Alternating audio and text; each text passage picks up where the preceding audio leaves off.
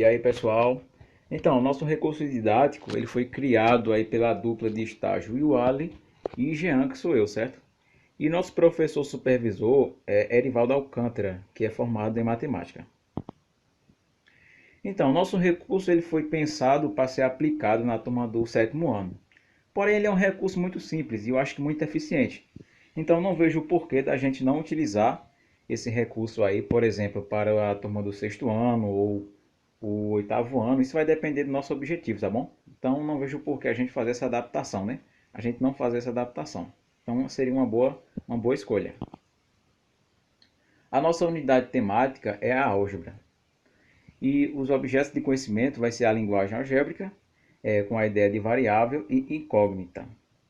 A habilidade vai ser compreender a ideia de variável, representado pela letra ou símbolo, para expressar a relação entre duas grandezas, diferenciando-a da ideia de incógnita, tá bom?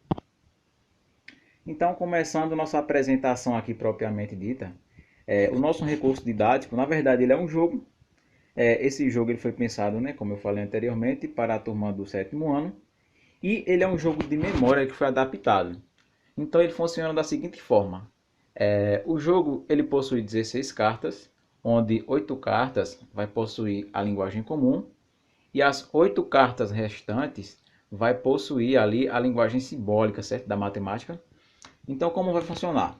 O aluno, mediante ao jogo, vai, por exemplo, escolher uma carta e se a carta, por exemplo, vier com a linguagem escrita, a linguagem comum, a ideia é que na sua próxima jogada, né, ele encontre uma carta que corresponda à linguagem simbólica, né, que corresponda com a primeira carta. E assim ele montar esses pares correspondentes, tá bom? Então, o intuito do jogo aí é introduzir o conceito de variável de incógnita de forma lúdica, visto que existe uma grande defasagem nesse assunto, né? Por que defasagem? Pensem comigo, no sétimo ano é que a álgebra ela é ensinada, digamos, formalmente, não é isso? E a álgebra ela já possui aí um certo nível de abstração considerável.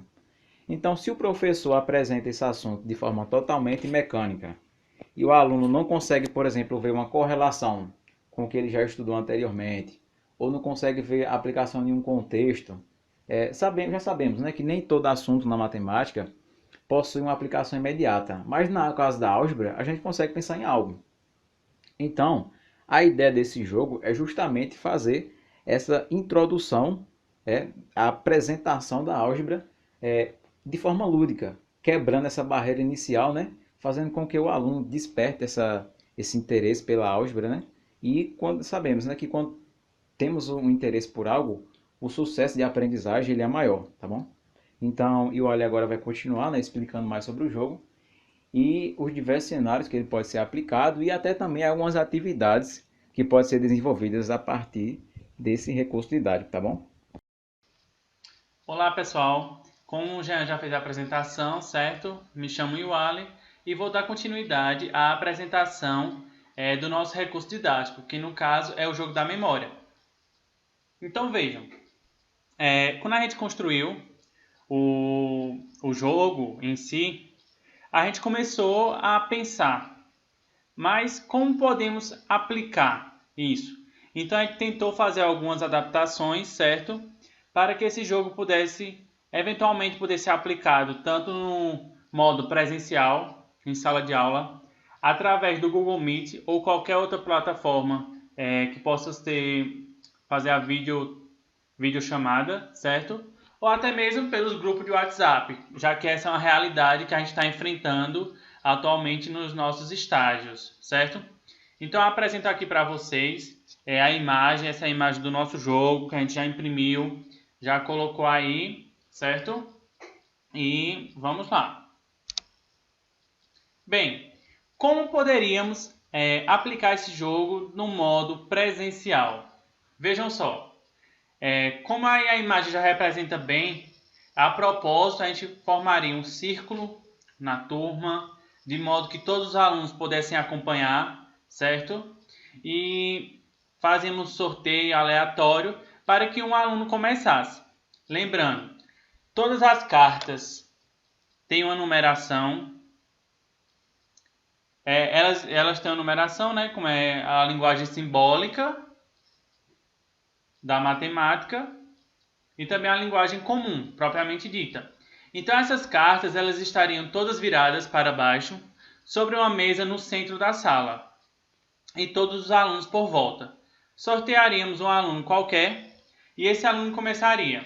Vamos supor, ele pegou uma carta no qual ela tinha a linguagem comum, 3/4 de um número X. Mas ele foi lá e pegou outra carta também, e essa outra carta tinha a linguagem simbólica da matemática, que apenas era 2x. Então ele já viu que estava errado. Volta suas cartas ali e põe sobre a mesa novamente. Mas enquanto isso, ele apresentou aqui para a turma onde era que estavam aquelas cartas, certo? E conforme o jogo vai rodando, vai começando a descobrir onde é que estão as cartas. E isso vai estimulando os alunos a querer saber onde é que estão os pares. Onde é que está a linguagem comum, propriamente dita, e onde é que está a linguagem simbólica da matemática. Onde um é a representação do outro, certo? Essa talvez seja a forma mais fácil da gente trabalhar esse recurso. Através das plataformas de aulas online, certo? Como poderíamos fazer? O professor poderia muito bem pedir para que o próprio aluno confeccionasse.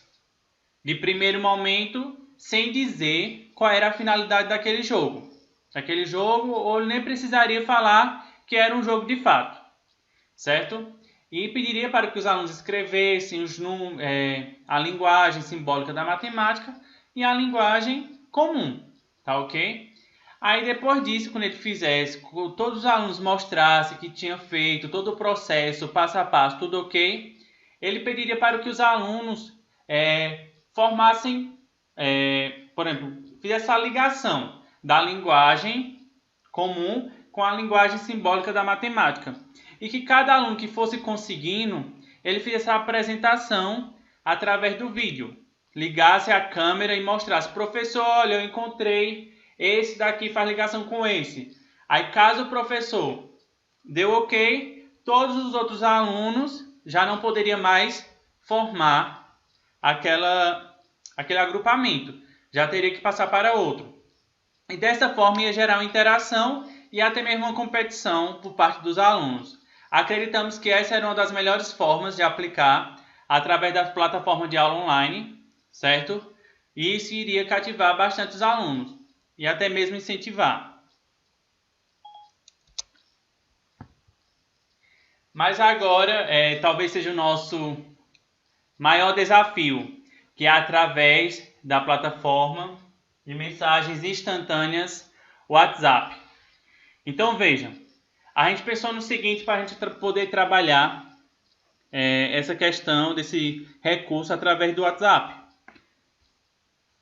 Em algum momento o professor começou a introduzir lá a questão da linguagem algébrica. Então ele percebeu que os alunos estão até um pouquinho dispersos. Aí a partir desse momento ele começa a introduzir o jogo. Fala com a turma que tem um desafio para que os alunos possam resolver. Então como é que ele vai fazer? Como o jogo é composto por 16 cartas, isso também foi uma coisa que a gente montou, mas que pode ser adaptado, pode ter o número de cartas que cada professor quiser, certo?